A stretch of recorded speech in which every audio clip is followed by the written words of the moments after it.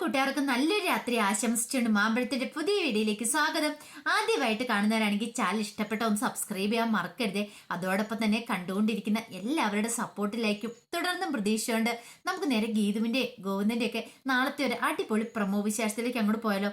നാളത്തെ പ്രമോ വിശേഷത്തിൽ കാണിച്ചിരിക്കുന്ന രഞ്ജുവിന് ബോധം വരുവാണ്. അങ്ങനെ രഞ്ജു ജീവിതം തിരികെ പിടിക്കുകയാണ്. അതിന്റെ വിശേഷങ്ങളും അതോടൊപ്പം തന്നെ വിജയലക്ഷ്മിനെ കാണാനായിട്ട് ഗീതു എത്തുന്നുണ്ട് ചെമ്പകശ്ശേരി തറവാട്ടിലേക്ക്. ആ വിശേഷങ്ങളും പിന്നീട് ഗീതു ആ വലിയ സത്യം പറയാണ്. ധ്യാൻ ആരാണ്, ധ്യാനും രഞ്ജുവും തമ്മിലുള്ള ബന്ധം എന്താണ്. അപ്പൊ അതൊക്കെ അറിയിച്ചത് അജാസാണ് ഗീതുവിനെ സഹായിക്കുന്നത്, ആ വിവരങ്ങളൊക്കെ അറിയാൻ വേണ്ടിയിട്ട്. ഇനിയിപ്പൊ ഗീതു സത്യങ്ങളൊക്കെ അറിയാൻ പോവാണ്. ഗോവിന്ദ് സാറും വിജയലക്ഷ്മിയും തമ്മിലുള്ള ബന്ധം എന്താണെന്നും അതൊക്കെ പറഞ്ഞു കൊടുക്കുന്ന ധ്യാനാണ് എല്ലാ കാര്യങ്ങളും പറഞ്ഞു കൊടുക്കുന്നത്. അപ്പൊ അതിന്റെ വിശേഷങ്ങളൊക്കെയാണ് നാളെ നമ്മൾ കാണാൻ പോകുന്നത്. പിന്നെ തന്നെ നമ്മൾ അവസാനം കണ്ടു രഞ്ജുവിനെ കുറിച്ചുള്ള സത്യങ്ങളെല്ലാം അറിഞ്ഞു കഴിഞ്ഞപ്പോ ഗീതുവിന് സഹിക്കാൻ പറ്റിയില്ല. കാരണം വിജയലക്ഷ്മിയോട് എന്തു മാത്രം വേദന അനുഭവിച്ചിട്ടുണ്ടായിരിക്കും. പാവം താനും വല്ലാതെ വേദനിപ്പിച്ചു. പിന്നീട് മുറിയിലേക്ക് കയറി ചെന്ന് കഴിഞ്ഞപ്പോ ഗോവിന്ദ് ഇങ്ങനെ അസ്വസ്ഥനായിട്ടിരിക്കുന്നുണ്ടായിരുന്നു. ഗോവിന്ദ് തലയ്ക്ക് കൈ കൊടുത്താ ഇരിക്കുന്നേ. കാരണം രഞ്ജുവിനെ കുറിച്ചുള്ള ചിന്തകളിൽ ഗോവിന്ദിന് അങ്ങോട്ട് മുക്തി നേടാൻ കഴിഞ്ഞിരുന്നില്ല. ഗീതു അങ്ങോട്ട് എന്നിച്ചു. എനിക്ക് മനസ്സിലായി കണ്ണേട്ടന്റെ മനസ്സെന്താന്ന്. ഒരു പക്ഷേങ്കില് രാധികാമ്മയോട് പോലും രഞ്ജുവിനെ കുറിച്ചുള്ള സത്യം മറച്ചു വെച്ച് രാധികാമ്മനെ പേടിച്ചിട്ടല്ലേ വിജയലക്ഷ്മിയുടെ മോളാണ് രഞ്ജു എന്ന് അറിഞ്ഞിട്ടുണ്ടെങ്കിൽ രഞ്ജുവിനെ ഇല്ലാതാക്കാൻ വരെ ചിലപ്പം രാധികാമ്മ ശ്രമിച്ചെന്നിരിക്കും, ശത്രുവായി കണ്ടെന്നിരിക്കും. അതുകൊണ്ടല്ലേ കണ്ണൻ ആ സത്യം രാധികാമ്മയിൽ നിന്ന് മറച്ചു വെച്ചെന്ന് ചോദിക്കുക. ഈ ചോദ്യം കേട്ടതും ഒരു നിമിഷം ഞെട്ടി നേരെ ഗീതുവിന്റെ നേരെ നോക്കുകയാണ്. ഗീതു പറഞ്ഞു, എനിക്ക് മനസ്സിലായി കണ്ണേട്ട മനസ്സെന്താന്ന്. പിന്നെ കണ്ണേട്ടനെ ഇത്രയും വിശ്വാസമാണെന്ന് ഞാൻ അറിഞ്ഞിരുന്നില്ല. ഒരിക്കലും ഞാൻ അങ്ങനെ ഒരു ക്രൂരത ചെയ്യില്ലെന്ന് എല്ലാവരുടെയും മുന്നിൽ വെച്ച് കണ്ണേട്ടൻ തുറന്നു പറഞ്ഞല്ലോ. എനിക്കത് മാത്രം മതി. എനിക്കിപ്പോഴും എൻ്റെ കണ്ണേട്ടനെ വിശ്വാസമാണ്. ഞാൻ ഇപ്പോഴും അതുപോലെ സ്നേഹിക്കുന്നുണ്ട് എന്നൊക്കെ പറയാം. പെട്ടെന്ന് ഗോവിന്ദ് പറഞ്ഞു, അതെ എനിക്കിപ്പോൾ ഒന്ന് സംസാരിക്കണം, നല്ല മൂഡിലല്ല ഗീത എന്ന് പറയണം എന്ന് പറഞ്ഞു. ഒരു കാര്യം ഞാൻ പറയാം, ഒന്നും സംഭവിക്കില്ല രഞ്ജുവിന്. അവള് നല്ല വിൽപ്പവറുള്ള കുട്ടിയാണ്, അവൾക്കൊന്നും സംഭവിക്കില്ല. അവള് സത്യങ്ങള് മനസ്സിലാക്കാതെ വരുന്നിടത്തോളം കാലം അവൾക്ക് ഒരിക്കലും ഒന്നും ആപത്ത് സംഭവിക്കില്ല. കാരണം മനസ്സിന്റെ ശക്തി ഉണ്ടെങ്കിൽ അവൾ കുറെ കാലം കൂടെ നല്ല രീതിയിൽ തന്നെ മുന്നോട്ട് പോകും. ഒരു കാരണവശാലും അവളത് അറിയാൻ പോകുന്നില്ല. ഈ വീട്ടില് അത് പറയാനായിട്ട് ആരും ഞാൻ അനുവദിക്കില്ല എന്ന് പറയുന്നുണ്ട്. പിന്നീട് നേരെ ഹോസ്പിറ്റലിലേക്ക് പോവാണ്. എങ്ങനെയായാലും വിജയലക്ഷ്മിനെ മാഡത്തിനെ ഒന്ന് കാണുന്നൊരു ചിന്ത മാത്രം ഗീതുവിന്റെ ഉള്ളിൽ ആ സമയത്തുണ്ടായിരുന്നുള്ളൂ. അങ്ങനെ നേരെ വിജയലക്ഷ്മിയുടെ ഫോണിലേക്ക് വിളിക്കുകയാണ്. ഫോണിലേക്ക് വിളിച്ച് വിജയലക്ഷ്മി കോളൊന്നും എടുത്തില്ല. കോള് കട്ട് ചെയ്ത് വിടുവായതേ. ഇതിനൊരു കാര്യം മനസ്സിലായി, അമ്മയ്ക്ക് തന്നോട് ദേഷ്യമായിട്ടുണ്ട്. ദേഷ്യം മാത്രമല്ല, ഈ സമയത്ത് അമ്മയുടെ മനസ്സ് എങ്ങനെയായിരിക്കും.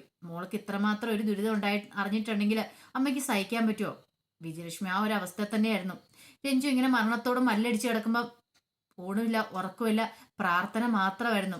പൂജാമുറിയിലിരുന്ന് പ്രാർത്ഥിക്കുന്നു. അതുകൂടാതെ ഇങ്ങനെ സർവ്വദൈവങ്ങളെയും വിളിച്ച ക്ഷേത്രത്തിൽ വരെ പോയെന്ന് പ്രാർത്ഥിക്കുകയാണ്. എങ്ങനെയും രഞ്ജുവിന്റെ ജീവൻ തിരികെ കിട്ടിയിട്ട് എന്റെ ജീവിതം വേണേ അങ്ങോട്ട് എടുത്തോ ഭഗവാൻ എന്ന് പറഞ്ഞാൽ പ്രാർത്ഥിക്കുന്നേ. പിന്നീട് നേരെ ഹോസ്പിറ്റലിൽ രഞ്ജുവിനെ കാണാൻ വരുന്നുണ്ട്. അങ്ങനെ ഹോസ്പിറ്റലിൽ വന്നതിന് ശേഷം ഡോക്ടറെ പോയി കാണുന്നുണ്ട്. അപ്പൊ ഡോക്ടർ പറഞ്ഞു, ഇനി പേടിക്കാനൊന്നുമില്ല, അപകടം നില തരണം ചെയ്തിട്ടുണ്ട്, ബോധം വീണു. ഒരു കാര്യം ചെയ്യുക, വിജയലക്ഷ്മി മാഡത്തിനെ കാണണമെങ്കിൽ മോളെ കയറി കണ്ടോളാൻ പറയാണ്. പക്ഷെ വിജയലക്ഷ്മിക്ക് ഉള്ളിലൊരു ഭയം ഉണ്ടായിരുന്നു. തന്നെ കണ്ടു കഴിയുമ്പോൾ അവളുടെ പ്രതികരണം എങ്ങനെയായിരിക്കും. ഇനിയിപ്പോ കുഴപ്പമൊന്നുമില്ലെന്നാ ഡോക്ടർ പറഞ്ഞേ. അങ്ങനെ വിജയലക്ഷ്മി നേരെ രഞ്ജുവിനെ കാണാനായിട്ട് കയറുവാണ്. രഞ്ജുവിനെ കണ്ടപ്പോൾ രഞ്ജു പതുക്കെ മയങ്ങി കിടക്കുമായിരുന്നു. അടുത്തിരുന്നിട്ട് മോളെ എന്ന് വിജയലക്ഷ്മി വിളിക്കുകയാണ്. അപ്പൊ കണ്ണു തുറന്ന് നോക്കിയപ്പം വിജയലക്ഷ്മിനെ കാണുന്നത്. വിജയലക്ഷ്മിനെ കണ്ടതും രഞ്ജുവിനെ അങ്ങോട്ട് ദേഷ്യം വന്നു. നിങ്ങൾ എന്തിനാ ഇപ്പൊ ഇങ്ങോട്ട് വന്നേ? ഓ, ഞാൻ ചത്തോന്നറിയാൻ വേണ്ടി വന്നായിരിക്കും അല്ലേ? അതെ, ഞാൻ ചത്തിട്ടൊന്നുമില്ല, ഞാൻ ഇപ്പോഴും ജീവനോടെ തന്നെ ഉണ്ടെന്ന് പറയണം. മോളെ ഇങ്ങനെയൊന്നും പറയരുത്. പിന്നെ എങ്ങനെ പറയണം? ഞാൻ ഇപ്പോഴും നിങ്ങളുടെ മോളല്ല, ഞാൻ നിങ്ങളെ അമ്മയായിട്ട് അതിന് കരുതിയിട്ടുമില്ല. പിന്നെ ഈ സങ്കടക്കണ്ണീരും പൂങ്കണ്ണീരും ഒന്നും കണ്ടാലും എന്റെ മനസ്സലിയാൻ പോകുന്നില്ലെന്ന് പറയാം. മോളെ, നിന്റെ ഡിസ്ചാർജ് ചെയ്യുമ്പോൾ നിന്നെ വീട്ടിലേക്ക് കൂട്ടിക്കൊണ്ട് പറയാൻ അമ്മ വന്നേന്ന് പറയണം. ഏത് വീട്ടിലേക്ക്? ചെമ്പശ്ശേരിയിലേക്കോ? എന്റെ വീട് അതിന് അറക്കൽ വീടാ, ഞാൻ അങ്ങോട്ടാ പോകുന്നത്, എന്റെ ഏട്ടന്റെ കൂടെ. അതിനി വെച്ച വെള്ളം നിങ്ങളങ്ങോട്ട് വാങ്ങി വെച്ചാലേ, നിങ്ങളുടെ കൂടെ ഞാൻ ഒരിക്കലും വരാൻ പോകുന്നില്ലെന്ന് പറയണം. നിങ്ങൾ കൊണ്ടക്കോ, നിങ്ങൾ നിങ്ങളുടെ സ്നേഹമൊക്കെ കൊടുത്ത് ഇപ്പൊ ഒരുത്തിയെ വളർത്തുന്നില്ലേ ഗീതുവിനെ, അവളെ കൂട്ടിക്കൊണ്ട് വെക്കോ. ഇപ്പൊ നിങ്ങളുടെ വളർത്തുമകൾ അവളല്ലേ, നിങ്ങൾ അവരെ സംരക്ഷിച്ചാൽ മതി. എന്റെ കാര്യത്തില് നിങ്ങൾ ഒരു കാരണവശാലും ഇടപെടാൻ വരണ്ട. എനിക്ക് എന്ത് സംഭവിച്ചാൽ പോലും നിങ്ങൾ തിരിഞ്ഞു നോക്കണ്ട. ഇനിയിപ്പം ഞാൻ മരിച്ചു പോയാൽ പോലും നിങ്ങളെ കാണിക്കില്ലെന്ന് ഞാൻ പറയുള്ളൂ എന്ന് പറയാം. മോളെ ഇങ്ങനെയൊന്നും പറയരുത്, അതും ഈ സമയത്ത് നിനക്ക് കാര്യങ്ങളൊന്നും അറിയത്തില്ലാത്തോണ്ടാ. ഇനി കൂടുതൽ എന്നോട് പറയാൻ നിൽക്കണ്ട. പിന്നെ വിജയലക്ഷ്മി അവിടെ നിന്ന് അങ്ങ് മാറുവാണ്. കാരണം വിജയലക്ഷ്മിക്ക് മനസ്സിലായി, ഇനിയിപ്പോ ഹോസ്പിറ്റലിൽ കിടന്നിട്ട് അവളോട് വെറുതെ പറയാൻ പോയിട്ടുണ്ടെങ്കിൽ, തർക്കിക്കാൻ നിന്നിട്ടുണ്ടെങ്കിൽ അവളുടെ ടെമ്പർ കൂട്ടാന്നല്ലാതെ അതിനകത്തൊരു പ്രയോജനം കാണത്തില്ല. ഇപ്പൊ തന്നെ നല്ല സ്ഥിതിയിലല്ല അവള്. പതുക്കൊന്ന് റിക്കവർ ചെയ്ത് വരുന്നുള്ളൂ. വെറുതെ മനസ്സ് വിഷമിപ്പിക്കണ്ട എന്നോർത്ത് സങ്കടപ്പെട്ടാണ് വിജയലക്ഷ്മി പോരുന്നത്. ആ സമയത്ത് ഗോവിന്ദൻ അങ്ങോട്ട് വരുന്നുണ്ട്. ശിവനഞ്ജനിക്ക് ബോധം വന്ന കാര്യം ഗോവിന്ദന് പറയുന്നുണ്ട്. പക്ഷെ വിജയലക്ഷ്മി ഗോവിന്ദൻ അയാൾക്കൊന്ന് നോക്കുക മാത്രം ചെയ്തുള്ളൂ. പിന്നെ ഒന്നും പറയാതെ പോരുക. കാരണം മനസ്സിന് അത്രമാത്രം വേദന ഉണ്ടായിരുന്നു വിജയലക്ഷ്മിയുടെ. തന്നെ അവള് ഇതുവരെയായിട്ടും മനസ്സിലാക്കിയിട്ടില്ലോ, സത്യം എന്താന്ന് അറിഞ്ഞിട്ടില്ലോ എന്നൊക്കെ. അങ്ങനെ ഗോവിന്ദ് വന്ന് നിൽക്കുന്ന സമയത്താണ് അജാസും അവിടെ തന്നെ ഉണ്ടായിരുന്നു. ഗോവിന്ദിന്റെ ഫോണിലേക്ക് കോള് വരുന്നത്. അപ്പം ഫോണ് ഗോവിന്ദ് എന്ത് ചെയ്യണം എടുത്തൊന്ന് ആദ്യം ഒന്ന് കട്ട് ചെയ്ത് വെച്ചിട്ട് പിന്നെയും പോക്കറ്റിലിട്ടു. ഈ സമയത്ത് കോളൊന്നും എടുക്കാൻ പറ്റിയ മാനസികാവസ്ഥയിലായിരുന്നില്ല ഗോവിന്ദ്. പിന്നീട് നേരെ രഞ്ജുവിനെ കാണാനായിട്ട് ചെല്ലുന്നുണ്ട്. രഞ്ജു അപകടനില തരണം ചെയ്യുന്നൊക്കെ അറിഞ്ഞ് ഗോവിന്ദ് ഭയങ്കര സന്തോഷമായി. പിന്നെ രഞ്ജുവിനെ അടുത്ത് കയ്യേലൊക്കെ പിടിച്ച് ഉമ്മയൊക്കെ വെക്കുന്നുണ്ട്. രക്ഷപ്പെട്ടല്ലോ, ഇതിനൊക്കെ ഒന്നും സംഭവിക്കില്ല, എനിക്കറിയായിരുന്നു. ചെറിയൊരു തലാർക്കം വന്ന് ഓർത്തോണ്ട് നീ ഇത്രമാത്രം ടെൻഷൻ അടിക്കാനുണ്ടായിരുന്നൊക്കെ ചോദിക്കുന്നുണ്ട്. ബാക്കി മുറി പൂട്ടിയിട്ട കാര്യത്തെക്കുറിച്ചൊന്നും ചോദിക്കുന്നില്ല. കാരണം അതൊക്കെ ആ സമയത്ത് ഇപ്പൊ ചോദിക്കാൻ പറ്റുന്ന കാര്യമല്ല. രഞ്ജുവിന്റെ മനസ്സിനെ അതിനി വേദനിപ്പിച്ചാലോ, അതുകൊണ്ട് അതിനെക്കുറിച്ചൊന്നും ചോദിച്ചില്ല. പിന്നീട് അതിനെ കണ്ടതിന് ശേഷം പുറത്തേക്ക് ഇറങ്ങുമ്പോൾ വീണ്ടും ഫോൺ ശബ്ദിക്കുക. അപ്പം കോൾ എടുത്ത് നോക്കിയപ്പോൾ ധ്യാനാണ്. അപ്പൊ അങ്ങനെ ധ്യാനിനോട് സംസാരിച്ചിരിക്കുക. ധ്യാൻ എന്ന് പറഞ്ഞിട്ടുണ്ടെങ്കിൽ രഞ്ജുവിന്റെ കാമുകനായിരുന്നു. ഇത് അജാസ് ശ്രദ്ധിച്ചു. അപ്പൊ ഗോവിന്ദന്റെ വേണ്ടപ്പെട്ട ആരോ ആണ് സംസാരിക്കുന്നതെന്ന് മനസ്സിലായി. രഞ്ജുവിന്റെ വിവരങ്ങളൊക്കെ പറയുന്നുണ്ട്, ഇങ്ങോട്ടും പറയുന്നുണ്ട്. അപ്പൊ ശ്രദ്ധിച്ചു, ആ പേര് ശ്രദ്ധിച്ചു. ധ്യാൻ എന്ന് പറഞ്ഞുകൊണ്ടാണ് ഗോവിന്ദ് സംസാരിക്കുന്നത്. അപ്പൊ ധ്യാൻ ആരായിരിക്കും? ഒരു പക്ഷെ രഞ്ജു ആയിരുന്നു നമ്മൾ ബന്ധം എന്തായിരിക്കും? അങ്ങനെ സംസാരിച്ചുകൊണ്ട് ഇടയ്ക്കുന്ന ഇടയ്ക്ക് അജാസിന് ആ ഒരു ക്ലൂ കിട്ടുന്നുണ്ട്. ഇവര് വിവാഹത്തെക്കുറിച്ചൊക്കെ പറയുന്നുണ്ട്. അപ്പം മനസ്സിലായി, ഒരു പക്ഷെ രഞ്ജുവിന്റെ കാമുകനായിരുന്നു അത്. തങ്ങൾ ഇത്രയും കാലം കരുതി വെച്ചിരുന്ന കാര്യങ്ങളെല്ലാം വെറുതെ തെറ്റിദ്ധാരണ മാത്രമായിരുന്നു ഒരു തോന്നൽ അജാസിന്റെ ഉള്ളിൽ ഉണ്ടാവുന്നുണ്ട്. ഒരു പക്ഷെ രഞ്ജുവിന്റെ കാമുകനായിരിക്കും ധ്യാന്. അതുകൊണ്ടായിരിക്കും ഗോവിന്ദനെ വിളിക്കുന്നത്, വിവരങ്ങളൊക്കെ അന്വേഷിക്കുന്നു തോന്നുന്നുണ്ട്.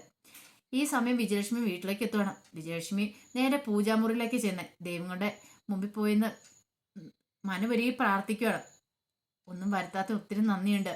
ഇനി അവളെ എനിക്ക് വേണം, അവളില്ലാതെ എനിക്ക് ജീവിക്കാൻ പറ്റില്ല, അവളൊരു പ്രതീക്ഷയാണെന്നൊക്കെ പറഞ്ഞ് പ്രാർത്ഥിക്കുന്നത്. ഇങ്ങനെ പ്രാർത്ഥിച്ചുകൊണ്ടിരിക്കുന്ന സമയത്താണ് ഗീതു വരുന്നത്.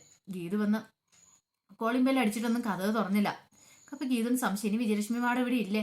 അത് വീണ്ടും വിളിക്കുവാണ്. കഥയെ മുട്ടി അവസാനം കഥക് തുറക്കമ്മേ, ഞാനാ വന്നേക്കുന്നത്, ഒന്ന് കഥക് തുറക്ക്, എനിക്ക് അമ്മയോട് സംസാരിക്കണം, എനിക്ക് അമ്മയോട് സംസാരിക്കാതെ ഇവിടുന്ന് പോകാൻ പറ്റില്ല എന്ന് പറയുന്നുണ്ട്.